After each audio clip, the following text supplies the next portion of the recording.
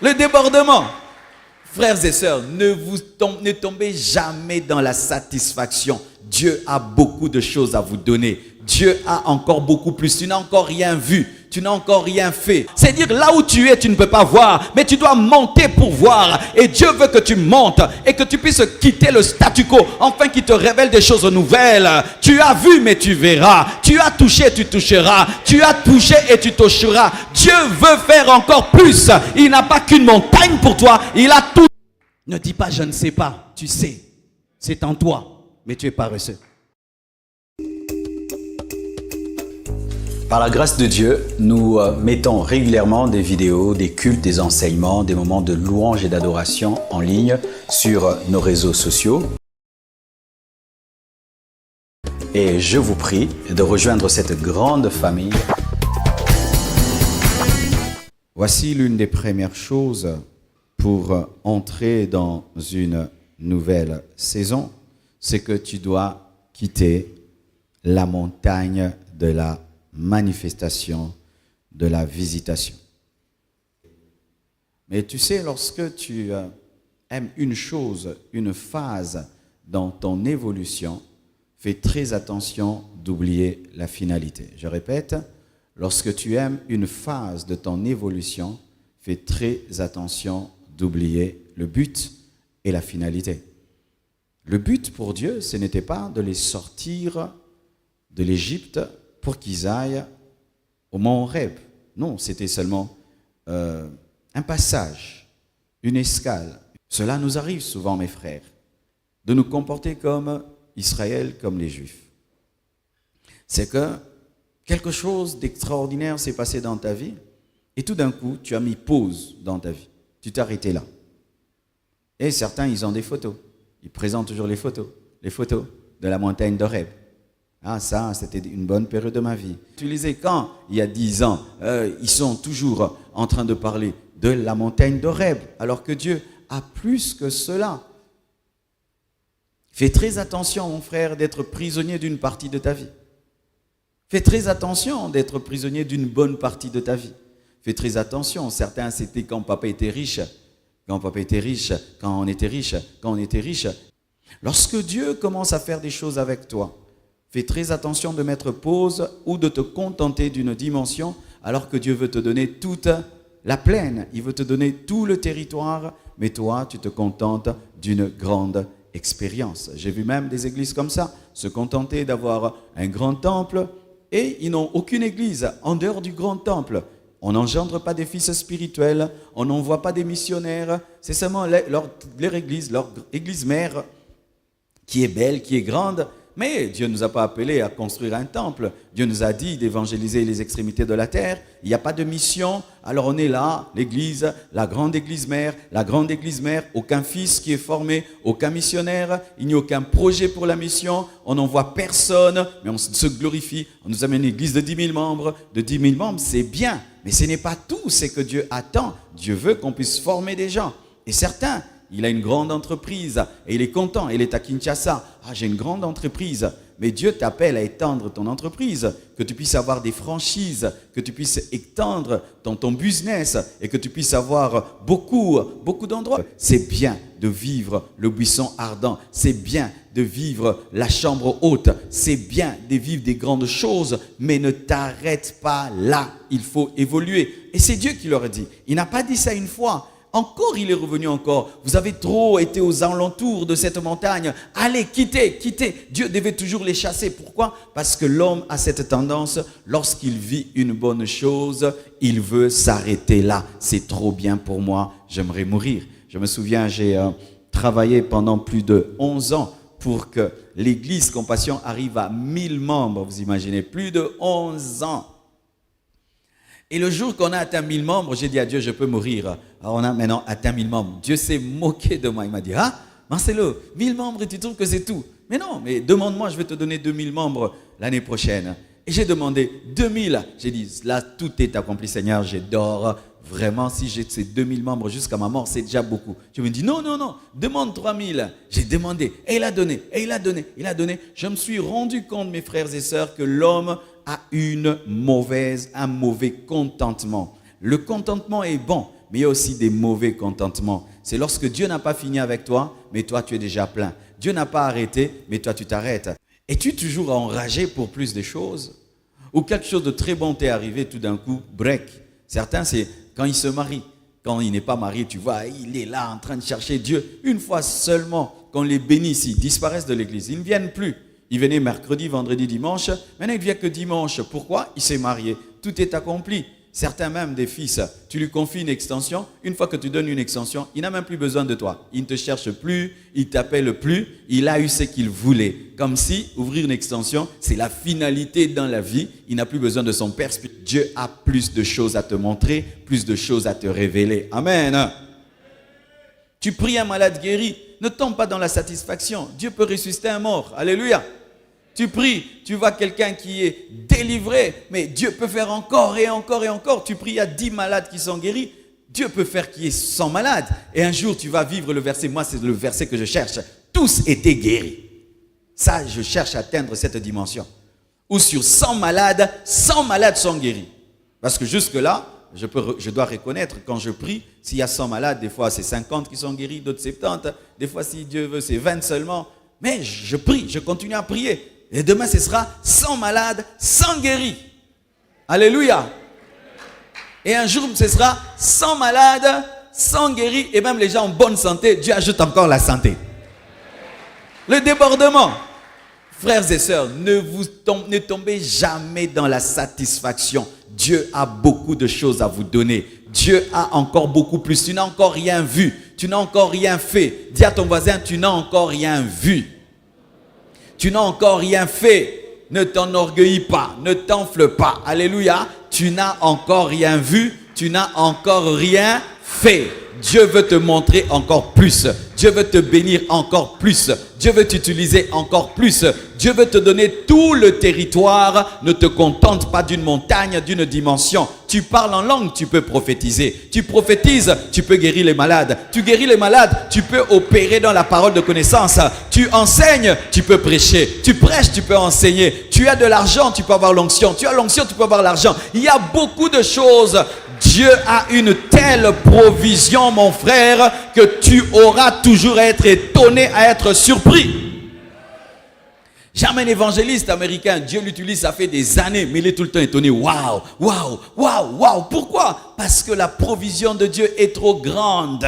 Là où ta soif s'arrête, c'est là où la main de Dieu va s'arrêter. Tant que tu auras des vases, il y aura de l'huile. Mais lorsque tu n'as plus de vase, il n'y aura plus de l'huile. Tant que tu auras soif, Dieu ajoutera et ajoutera et ajoutera. Mais quand tu vas dire tout est accompli alors que tout n'est pas accompli, Dieu va s'arrêter. Jésus a dit tout est accompli lorsqu'il avait fait tout. C'est pourquoi il était venu sur la terre. C'est quand il a dit tout est accompli. Ne dis pas tout est accompli s'il y a encore des choses non accomplies.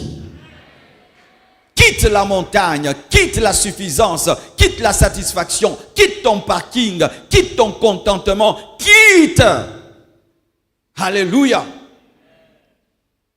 Et tu sais, frère, lorsque tu tournes autour de la montagne, tu vas en maîtriser tous les coins et les recoins. Tu vas maîtriser que là, il y a une verdure, là, c'est un peu sec. Tu vas maîtriser cela. Mais alors que Dieu veut te donner plus, tu maîtrises trop ta vie. Tu maîtrises trop cette dimension. Tu la connais à la perfection. C'est la preuve même que tu dois changer, Lorsque tu maîtrises tous les contours de ta vie, ça prouve que c'est devenu monotone. Il faut des nouvelles expériences. Tu as besoin de nouvelles expériences. Dieu t'amène sur un chemin nouveau pour des miracles nouveaux. Alléluia. Dieu t'amène sur un chemin nouveau pour des miracles nouveaux. Il y a des choses que tu appelleras mana mana. Qu'est-ce que c'est? Dieu veut te bénir et que tu dises mana mana. Qu'est-ce que c'est? Dieu veut t'étonner, mais permets-lui de t'étonner. Sors de ta suffisance, sors de ton contentement, sors de ton parking spirituel. Il y a encore beaucoup de choses que tu dois voir, beaucoup de choses que tu dois vivre, beaucoup de choses que tu dois expérimenter, beaucoup de choses que Dieu veut te montrer. C'est pourquoi il a dit à Jean, monte ici et je te ferai voir. C'est-à-dire là où tu es, tu ne peux pas voir, mais tu dois monter pour voir. Et Dieu veut que tu montes et que tu puisses quitter le statu quo, afin qu'il te révèle des choses nouvelles. Tu as vu, mais tu verras. Tu as touché, tu toucheras. Tu as touché et tu toucheras. Dieu veut faire encore plus. Il n'a pas qu'une montagne pour toi. Il a tout un territoire pour toi. Je veux le territoire. Je refuse une montagne. Je veux tout le territoire, car la montagne est dans le territoire. Oh, gloire au Seigneur. Dis conquête. Dis conquête. Et vous savez, sur le plan doctrinal, Horeb, Sinaï, c'était la montagne de la loi. Et quand Dieu a donné la loi, tu peux croire que Dieu ne peut donner que cela, alors qu'il y avait une autre montagne, la montagne de Golgotha, qui allait donner la grâce. Et la grâce qui est supérieure à Horeb. Il y a une dimension supérieure à ce que tu as aujourd'hui. Si seulement tu bouges, tu connaîtras la montagne de Golgotha, la montagne de la grâce, où le Fils de Dieu va dire tout est accompli. Alléluia. Sur la montagne d'Horeb, il y avait l'ange de l'Éternel, qui était une théophanie de Jésus-Christ. Mais à Golgotha, c'était lui-même. La parole s'est faite chair. Donne-moi un amen. Il y a plus que ce que tu as. Il y a plus que ce que tu connais. Il y a plus que ce que tu expérimentes. Ne tombe jamais dans la satisfaction. Ne dis jamais que tu connais. Tu connais en partie. Tu prophétises en partie. Tu prêches en partie. Tu enseignes en partie. Tu opères dans l'onction en partie. Il y a encore et encore et encore et encore et encore des choses que Dieu veut faire dans ta vie. Je ne suis pas satisfait, je veux plus. Je ne suis pas satisfait, je veux plus. Ne tombez jamais dans la satiété spirituelle, vous allez mourir. Car tout ce qui arrête d'avoir soif meurt. Alléluia. Ah oui, mes frères, j'ai remarqué que certains de mes aînés, leur chute a commencé seulement le jour où ils ont fait quelque chose de grand. Ils ont rempli un stade et après j'ai remarqué, j'ai commencé à étudier leur ministère a commencé à baisser. Pourquoi? Ils étaient restés dans le stade alors que la vie continue après le stade. Ah oui. J'ai remarqué même certains, quand Samuel a construit le temple, le ministère s'arrête, l'onction s'arrête. Pourquoi? Parce que pour lui, la finalité c'est construire un temple. Mes frères et sœurs, pour moi la finalité c'est pas construire ce temple. Ce temple, ce n'est qu'une partie de mon ministère. Le jour même de la dédicace, peut-être je ne serai même pas là. Alléluia. Pourquoi? Pour que je ne pense pas que j'ai fait quelque chose d'extraordinaire. Parce que c'est que nous, on appellera un temple de 7000 places. Je vous assure, c'est le temple de la jeunesse de l'église de Hédé au Nigeria. Alors, toi, tu tombes dans la suffisance dans un temple qui est le temple peut-être de l'Écodim. Alléluia. C'est pourquoi dans la vie, si tu ne veux pas tomber dans la suffisance, tu dois voir ce que Dieu fait ailleurs, afin que tu te rendes compte que Dieu fait plus. Alléluia. Oui. L'une des choses qui me garde dans l'humilité, c'est que je vois ce que Dieu fait ailleurs et je ne peux pas tomber dans l'orgueil. Un jour, un de mes amis est allé au Nigeria. Il est allé visiter l'église d'Adeboyi. L'église d'Adeboyi, en ce temps-là, c'était une église d'1 kilomètre. Dites 1 kilomètre. Le temple, 1 kilomètre. Le hangar, 1 kilomètre. Et mon ami était un prédicateur. Il prêchait bien, il s'habillait bien. Vraiment, c'était un homme de foi. Il arrive là, il marche pour aller au niveau de l'estrade. Il arrive au milieu, il se fatigue. Et il s'arrête. Et quand on présente, qui sont les hommes de Dieu? Il a dit, je ne suis pas un homme de Dieu. Je suis un intercesseur. Pourquoi il a dit, tout ça là? Non. Quand il regarde son église, ce n'est même pas la chorale de cette église-là. Ce n'est même pas le service des protocoles. Il a dit, je ne suis pas homme de Dieu. Je suis intercesseur. Ça l'a brisé, ça l'a broyé. Il s'est rendu compte que Dieu peut faire plus. Et lorsqu'il est rentré en colère. Il a demandé le pain qui est sur la table. Il a refusé d'avoir les miettes qui tombent de la table. Dieu peut faire plus que cela. Il est en train de faire plus que cela. Dans le monde, Dieu est en train de faire des grandes choses. Hey, allez regarder les vidéos de ce qui se passe en Colombie. Les églises sont en feu. Les églises sont en feu. Des miracles, des prodiges. Des églises de 80 000 personnes. Ça m'empêche de penser que j'ai déjà vu. Il y a beaucoup de choses à vivre. Lorsque tu veux tomber dans la suffisance et tu penses que tu es déjà arrivé, regarde, quelqu'un d'autre est en train de vivre Golgotha pendant que toi tu vis Horeb. Regarde, quelqu'un d'autre est en train de vivre le verset que toi tu lis. Le verset que tu lis, lui le vit. Le verset que toi tu lis, il le vit. Ce qui est pour toi une théorie, c'est sa vie de tous les jours. Ça te donne la rage, ça te donne la rage, ça te donne la rage, ça te donne la rage, ça te donne la rage, ça te donne la rage. C'est que tu regardes au travers des miroirs, lui c'est sa réalité. C'est comme un vêtement que tu aimes, tu le regardes dans la boutique et puis quand tu regardes à gauche, quelqu'un a porté ce que tu désires, quelqu'un le vit. Et je t'assure, si tu as la soif, si tu as la rage, si tu as la soif et si tu as la rage spirituelle, tu diras, donne-moi cette montagne, donne-moi cette montagne, donne-moi cette montagne, fais-moi entrer dans mon héritage. Je désire plus que ce que je vis et plus que ce que je suis, parce que tu es capable de faire plus que ce que je vis. Donne-moi l'amen. Dieu veut t'amener encore plus loin. Sors de ton contentement, sors de ta zone de confort, sors de ton parking spirituel et commence à désirer des choses nouvelles, à prier autrement, à jeûner autrement, à chercher Dieu autrement, à lire la Bible autrement. À lire la Bible autrement. Parce que les nouvelles saisons sont dans la connaissance. Aujourd'hui, je viens de lire toute la prédication d'Étienne. C'est extraordinaire. Allez lire toute la prédication d'Étienne. Je crois dans Acte 7. Mes frères et sœurs, Étienne maîtrisait les Écritures à un niveau. Pour parler de Jésus-Christ, il commence au niveau d'Abraham jusqu'en son temps. Sans lire, il avait toute l'histoire dans sa tête. Et quelque chose, une précision que souvent nous sautons. On dit que les gens jetaient leurs vêtements pour tuer Étienne devant le jeune Paul. On ne dit pas devant Paul. Nous disons souvent Paul. Non, c'était pas Paul, c'était le jeune Paul. C'est-à-dire Paul, depuis sa jeunesse, était déjà ancré dans le judaïsme. Et voyez comment, quand Dieu l'utilise, il avait déjà une connaissance religieuse. Et Dieu maintenant a bouleversé cette connaissance qu'il avait depuis toujours. Et il en a fait un joyeux dans son royaume. Des précisions. Qu'il y a des choses qui nous arrivent jeunes parce que Dieu nous prépare à des grandes choses. Même si tu es en train de le faire dans le péché, Dieu va récupérer cette expérience pour sa gloire. Et là, j'ai vu ça dans ce petit détail. Lis autrement, cherche autrement, désire autrement. Et on précise quelque chose, on dit que Étienne a vu Jésus qui était debout. Mais la Bible nous dit que Jésus est assis à la droite de Dieu le Père. Mais là, il y a une exception, on dit qu'il était debout. Non, mais la Bible, il est assis. Comment il est debout? Il était debout parce qu'il s'est préparé à recevoir Étienne dans le ciel. Il était debout parce qu'il devait honorer le premier martyr. Il devait être debout parce qu'il devait intercéder pour Étienne. Des détails pareils. Pourquoi il est assis? Pourquoi il est debout? Quand tu entres dans les détails de la connaissance, tu vas vivre les détails de ta destinée. Alléluia.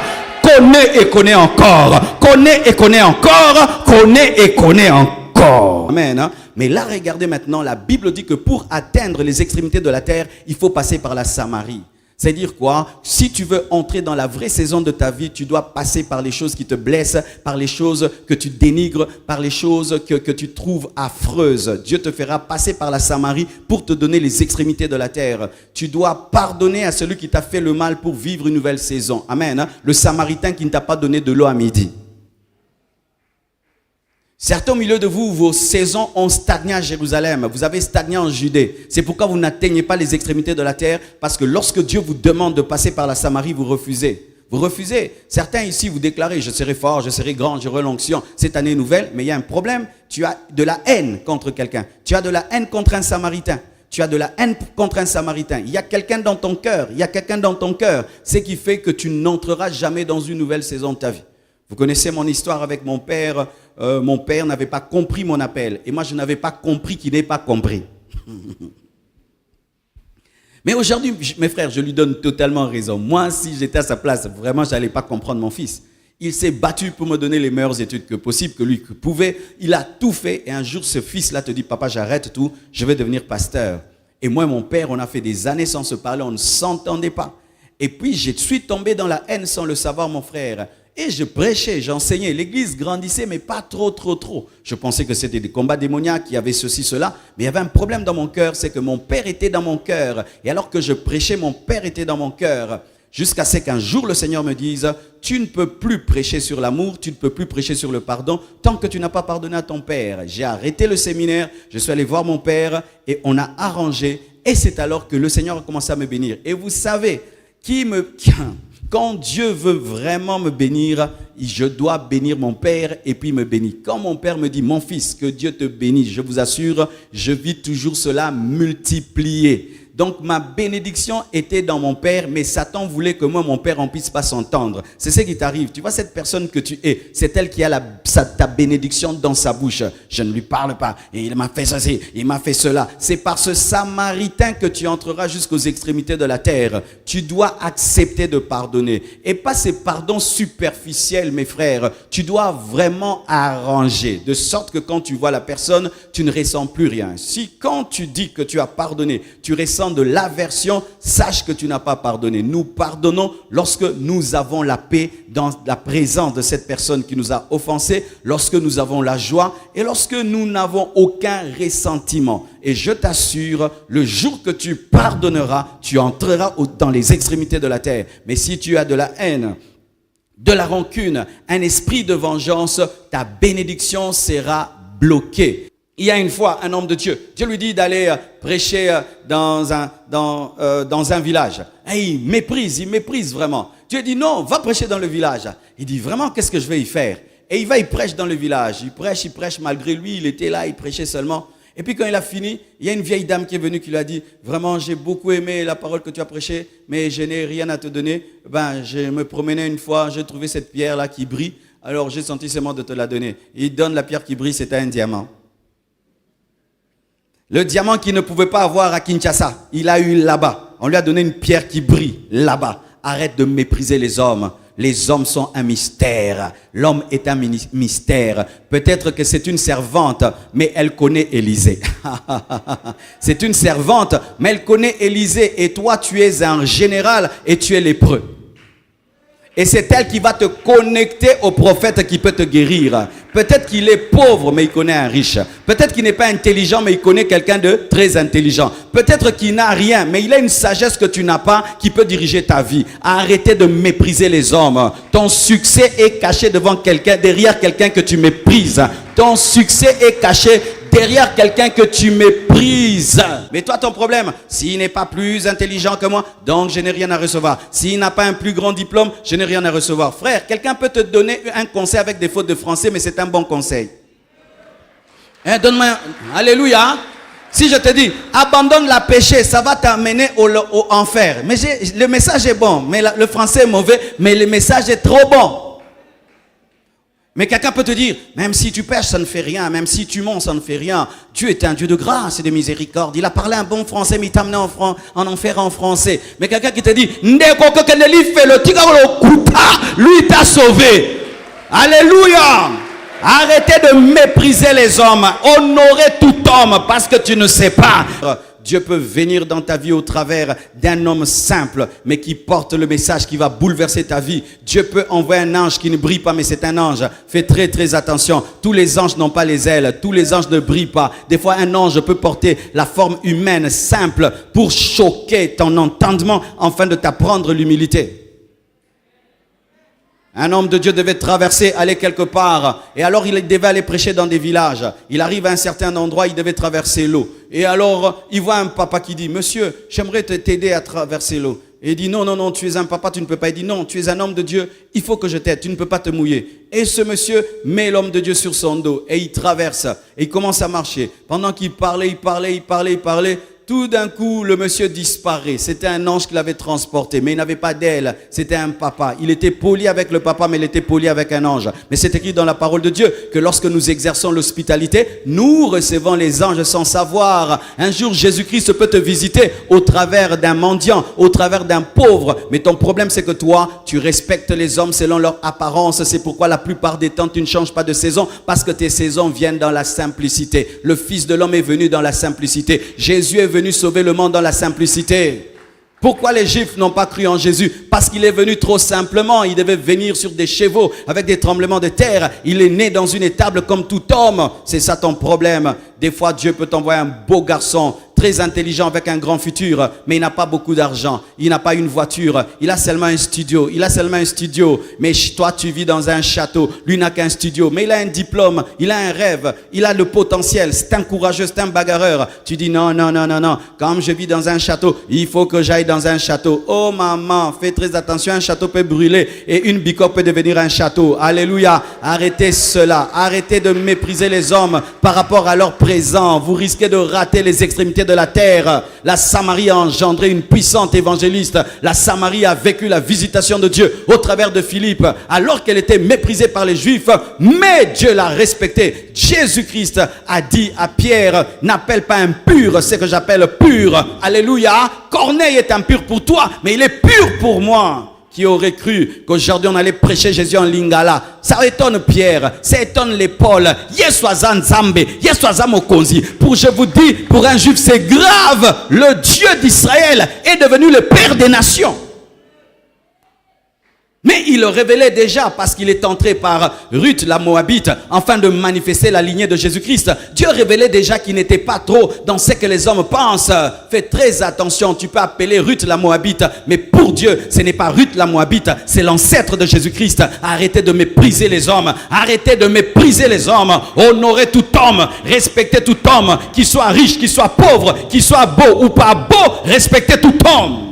Mais toi, tu attends que quelqu'un devienne grand pour le respecter. Tu attends que quelqu'un soit respectable pour le respecter. Alors que Dieu t'envoie Esther, alors qu'elle n'est pas reine, pour que quelqu'un devienne reine, qu'elle prenne soin de toi. Alléluia. J'ai même vu des gens qui, quand j'ai commencé le ministère, m'ont dédaigné. Ils ont quitté la compassion. Ils sont allés dans des grandes églises, pensant que moi, j'allais rester ainsi.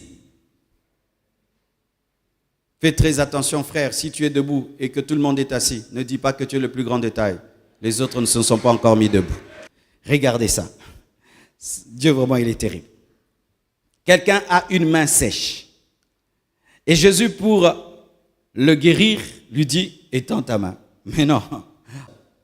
Et là, j'ai besoin même de 12 frères. Je vais vous expliquer quelque chose qui va vraiment vous aider. 12, même tous les frères, venez ici, je veux vous aider à comprendre quelque chose. Alors, vous allez faire ça.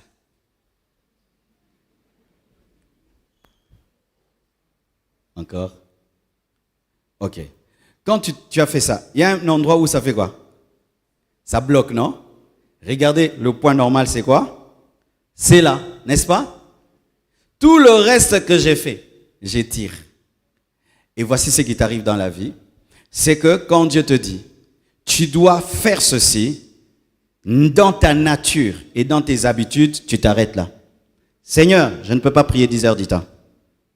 Seigneur, je ne peux pas aller à Dubaï, je ne connais personne. Seigneur, je ne peux pas faire marcher un paralytique, je n'ai pas de puissance. Maintenant, quand tu fais ça, sur le plan spirituel, plutôt sur le plan physique, tu t'arrêtes là, n'est-ce pas? Mais quelqu'un qui connaît le corps humain va te dire non, tes nerfs sont comme des élastiques. Les muscles sont comme des fils. Et la colonne vertébrale, c'est comme du plastique. Essaye, tu vas arriver. Essaye, tu vas arriver. Essaye, tu vas arriver, puis tu arrives. Il en est de même. Dieu ne te demande pas une chose que ta nature peut faire. Mais Dieu te demande une chose que ta nature avec le spirituel va faire. Alléluia. Julien, élève ta main. Homme de Dieu, c'est un homme de Dieu. Homme de Dieu. Naturellement, touche le paume de ta main. Il y arrive? Alors il va dire quoi? Je ne peux pas. Étends ta main. Je ne peux pas. Tu peux étudier. Je ne peux pas. Natika Kala. Tu peux faire de nouvelles choses. Regarde Dieu. Je suis à mon maximum. Il a son maximum. Qu'est-ce qu'il n'a pas encore fait? Non, il ne s'est pas encore mis sur les pointes de ses pieds. Essaye maintenant avec les pointes des pieds. Il commence à y arriver, n'est-ce pas? Et si on dit, continue, j'ai fait tout ce que j'ai pu. Comme toi, tu vas me dire ça. J'ai tout fait, Seigneur, j'ai tout fait. Mais est-ce qu'il a tout fait? Tu vois, de la même manière que Dieu vient dans ta vie, quoi? Fais, obéis. Seigneur, je suis un homme. Obéis. Pourquoi il te dit d'obéir? Parce qu'il t'a donné le Saint-Esprit qui peut t'aider à le faire. Mais quand maintenant tu as ce niveau-là, tu penses que j'ai déjà tout fait. Mais nous savons qu'il n'a pas encore tout fait. Qu'est-ce qu'il peut faire encore? C'est saute maintenant. Dépasse maintenant. Frère, arrête de dire que tu ne peux pas. Dieu ne peut jamais te demander une chose sans te donner la capacité de le faire. C'est pourquoi la Bible dit, je puis tout par celui qui me fortifie. Je puis tout par celui qui me fortifie. Lorsque tu es limité, mets la deuxième vitesse. Étends-toi. Mets-toi sur les bouts de tes doigts. Alléluia. Et si ça ne marche pas, saute. Et si ça ne marche pas, démarche pas, tu rentres en arrière. Frère, dégagez. tu rentres en arrière. Et on dit, frère, on ne te voit plus, je suis rentré en arrière. Mais tu ne te fais plus voir, je suis entré en arrière. J'ai disparu pour me manifester. Et puis je vais arriver, et puis... Toi aussi tu peux le faire. Tu dois croire. Tu dois utiliser tout ce que Dieu t'a donné pour atteindre ta destinée. Dieu ne te demandera jamais de faire une chose si tu ne peux pas la faire. Et Rabashakabasa. Donnez-moi une chaise rouge, maintenant je vais encore t'apprendre quelque chose. Lève toujours la main. Maintenant frère, saute là-bas encore. Saute encore. Saute encore. Ça fait du bout. C'est du boulot, n'est-ce pas? S'il doit faire cela pendant toute une heure, il va transpirer. C'est là maintenant que la grâce de Dieu vient t'aider. Jésus est mort pour toi. Il a tout accompli afin que tu puisses vivre ce que tu dois vivre, que tu puisses faire ce que tu dois faire. Je prie tout par celui qui me fortifie. Monte maintenant ici. Ça devient facile, tape. Ça devient facile, tape. Ça devient facile, tape. Ça devient facile, tape. Ça devient facile. Lorsqu'il te dit étire ta main, la croix a tout accompli pour que tu étires ta main. Le sang a coulé pour que tu étires ta main. Le Saint-Esprit est venu pour que tu étires ta main. Le Saint-Esprit est venu pour que tu sois capable de faire ce que Dieu te dit de faire. Pierre ne pouvait pas, mais par le Saint-Esprit, il a pu. Et quand il te donne un ordre, il n'est pas fou. Il t'a déjà doté des capacités pour le faire. Lorsque Dieu te dit de faire une chose que tu penses que tu ne peux pas faire, il veut t'élever. Quand tu vois Dieu commencer à te demander des choses que toi tu trouves que naturellement tu ne peux pas faire, Dieu veut t'amener à un autre niveau. Dieu veut te permettre de comprendre que lui a tout fait pour que tu fasses. Parce que Dieu ne commence pas sans finir. Il finit d'abord et puis il commence. Il dépose la femme dans l'homme et puis il la crée, il la manifeste. Parce que Ève était déjà dans l'homme avant d'être manifestée. Il dépose les poissons dans l'eau avant de les appeler à l'existence. Il dépose les plantes dans la terre avant de les manifester. Celui qui crée en nous le vouloir et le faire. Le vouloir et le faire. Étire-toi. Tu penses que tu t'arrêtes là, c'est pas vrai. Tu peux aller encore plus loin. Et nous avons appris ça depuis qu'on est un enfant. Mettez-moi un peu la photo de ce bébé-là. Nous tous, on a fait ça. Mettez-moi la photo de cet enfant qui regardez. Qui n'a pas fait ça dans son enfance? Qui a fait ça? Dieu nous enseignait déjà que dans la vie, tu devras t'étirer. Tu veux le jouet qui est là-bas, même si tu n'en as pas la taille, étire-toi.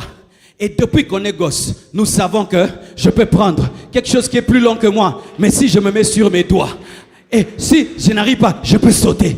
Je peux sauter. Et on sait que je peux mettre la chaise. Et aussi des fois, l'échelle, n'est-ce pas? Si tu utilises des échelles dans la vie, il y a aussi d'autres échelles spirituelles. C'est quand tu vois quelqu'un prie, les malades sont guéris. Tu te dis, qu'est-ce qu'il fait? Il est fait tellement que c'est devenu une autre partie de sa vie. Maintenant, Caleb n'a plus la taille qu'il avait. Voici la taille de Caleb. C'est ça sa vraie taille. Tu opéreras à un autre niveau. Tu vas atteindre une autre taille spirituelle. Lorsque tu accepteras de quitter ta zone de confort et de faire un effort de plus et de t'étirer et de sauter et jusqu'à ce que le Seigneur va te stabiliser dans cette dimension afin que ça devienne ta vie. Oh, donne-moi la main. Alors quand il arrive à ce niveau-ci, n'est-ce pas qu'il va s'ennuyer? Parce qu'à force, il va s'ennuyer. Et Dieu ne peut pas faire monter encore. Dieu fera qu'un autre géant plus grand vienne. Il va lever la main, ce sera difficile pour lui. Et lui encore doit prendre une autre chaise, ajouter. C'est comme ça que Dieu nous attire vers notre destinée. Il te permet d'atteindre un niveau. Tu deviens confortable à ce niveau-là. Il te dit, ce n'est plus le niveau. Il élève, ce n'est plus le niveau. Vous avez déjà vu le jeu des sauts en hauteur, de sauts, et quand ils sautent, c'est saut à la perche ou saut à la perche. Ils mettent 2 mètres et puis ils ajoutent jusqu'à ce qu'ils puissent battre leur record. Tu dois t'étirer. Ne dis pas, je ne sais pas. Tu sais. C'est en toi, mais tu es paresseux. Ne dis pas je ne peux pas. Tu peux, c'est en toi, mais tu as peur de t'étirer. Et tu sais maintenant, certains, eux, ils arrivent, mais certains n'arrivent même pas à toucher là. Qui n'arrive pas à toucher ici? Certains sont là. Sois humble. Qui n'arrive pas à faire ça? Venez un peu, venez. Vous allez voir. J'ai beaucoup de gens que je connais qui n'arrivent même pas à toucher comme ça. Mais certains même ont 30 ans. Ma soeur, essayez. Venez, venez, venez. Tu as quel âge? Elle a 18 ans, moi j'ai 46 ans. J'ai 46 ans, je touche. Elle a quel âge? 18, elle ne touche pas. Pourquoi elle ne touche pas? Parce qu'elle n'est pas jeune? Parce qu'elle ne le fait pas souvent. Moi je le fais souvent. Alors ça veut dire quoi? Lorsque Dieu t'appelle à t'étirer, tu refuses, tu vas stagner. Et le jour qu'il voudra t'étirer, tu auras mal. Parce que je peux l'aider à s'étirer. Mais un peu, je vais t'aider. Elle a crié. Toi aussi, tu crieras. Tu sais, tu crieras quand? Quand le Seigneur te dira, mon fils, cette dimension est finie. Papa, je ne veux pas. Au côté, on a ma casse.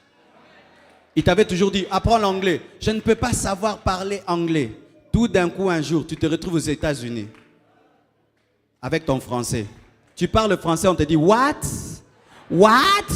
Papa Nazoloba, what? Nzambe, what? Tu apprendras l'anglais maintenant. Kasi. Dieu te dit, sois responsable, apprends à gérer. Tu refuses, tu refuses, tu refuses. Tu vas te marier. L'enfant va tomber malade à 0 heure. Tout le monde a éteint les téléphones. Trouve la solution maintenant. C'est ce qui m'est arrivé, vous savez. Quand je me suis marié, tout ce que j'avais, j'ai donné. J'étais un pasteur, je prends, je donne. Quand je me marie, Oracle tombe malade la nuit. Tout le monde est éteint. J'ai dit, Marcelo, tu es un aventurier. Je me suis dit à moi-même, aventurier, comment tu peux avoir une femme et un enfant? Tu n'as rien en poche. S'il mourait, ces jours-là, j'ai décidé de commencer à économiser. Il m'a étiré. Une situation va venir dans ta vie. Toi qui es bloqué à un niveau, ça va t'étirer et ça va faire cac. Ça va faire cac. Mais tellement que Dieu t'aime, il va le faire. Parce que certaines sont comme Lot. Ils ne sortent pas de Sodome et Gomorrhe d'eux-mêmes. Il faut les prendre et les tirer dehors. Et Dieu va faire ça. Il va te tirer pour que tu t'étires. Il va te mettre face à tes responsabilités. Et personne ne viendra t'aider. Tu seras obligé. J'avais un ami à moi, il voulait que sa femme prêche, sa femme refusait. Et tu sais ce qu'il a fait? L'église était là. Il a dit, j'invite Maman Dorcas. Et Maman Dorcas est passée devant. Et puis il dit, Dieu m'a dit, c'est elle qui va prêcher. Il a fui, il est parti. Elle est restée là, au thé. Elle est rentrée à la maison en colère, lui riait. Et c'est comme ça qu'elle a commencé à prêcher.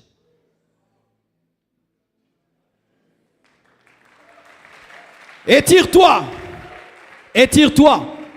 Il a été démontré sur le plan scientifique qu'un enfant qui s'étire dès l'enfance, il peut prendre 2 cm, 10 cm de plus. Tu sais que tu es court parce que tu ne t'étirais pas comme moi. Si je me tirais un peu, retard. L'étirement bloque la stagnation. Quelqu'un qui ne s'étire pas, il bloque. Et les gens qui ne s'étirent pas, voici leur langage. Je ne peux pas. Je ne peux pas. Tous les gens qui disent, descends, ce sont les gens qui donnent toujours des raisons. Chaque fois que Dieu veut les développer, ils ont une raison. Chaque fois que Dieu veut les changer, une raison. Abandonne le péché, une raison. Fais ceci, jeûne, une raison. Prie, raison, j'ai sommeil. Toi qui as toujours des raisons, tu as bloqué. Vous tous qui donnez des raisons pour ne pas changer. Quand on vous conseille, vous donnez des conseils aux conseillers. Vous avez toujours des anti-conseils. À chaque conseil, toi, tu es monsieur raison. Non, c'est parce que tu n'as pas compris. Il faisait chaud, c'est pourquoi je n'ai pas fait. Pourquoi tu n'es pas sorti? Mais c'est parce que. J'avais mal au doigt, j'avais mal à l'œil, j'avais mal ici, j'avais mal ici. Tu as toujours des raisons. Tu as bloqué dans la vie. Mais les hommes qui veulent être étirés disent, Seigneur, si tu l'as demandé, donc je peux le faire. Comment je peux y arriver? Tu vas aller apprendre ça. Tu vas prier de cette manière. Tu vas aller à tel endroit. Quelqu'un va t'aider, quelqu'un va te soutenir. Et tu Va vers le changement et le changement deviendra ta vie. Que Dieu vous bénisse abondamment.